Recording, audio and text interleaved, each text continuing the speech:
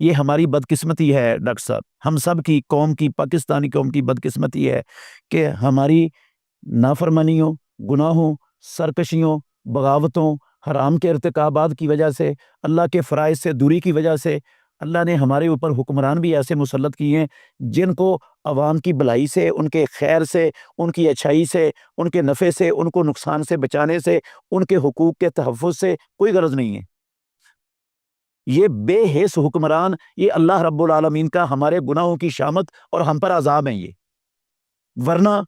حکومتوں کے پاس بے شمار وسائل ہیں، اگر ان دریاؤں کو گہرا کیا ہوتا اور دریاؤں کی بھل نکال کر وہ کناروں پر رکھ دی گئی ہوتی تو یہ تباہی ہونی نہیں تھی جو ہوئی ہے۔ اچھا، پھر اگر ڈیم بنائے ہوئے ہوتے جگہ جگہ پر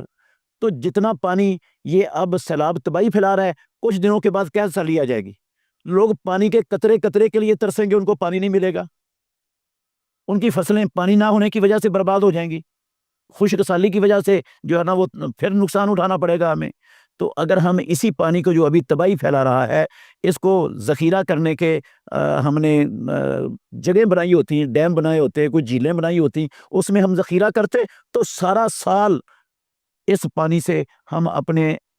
کسان کو، ذمہ داروں کو پانی فراہم کرتے، ان کی فصلیں بہت اچھی ہو جاتی، سونا بن جاتی ان کی زمین۔ تو یہ ہم نے نہیں کیا، اب یہ پانی تباہی پھیلاتا چلا گیا اور جا کر سمندر میں ضائع ہو گیا سارا پانی، ادھر بھی تباہی پھیلائی اور پھر سارا پانی بھی ضائع ہو گیا، اس کو ہم نے سنبھال کے نہیں رکھا۔ یہ ہمارے اپنے ہاتھوں کی کمائی ہے اور اس اپنے ہاتھوں کی کمائی کی وجہ سے یہ تباہی اور یہ بربادی آ رہی ہے، اور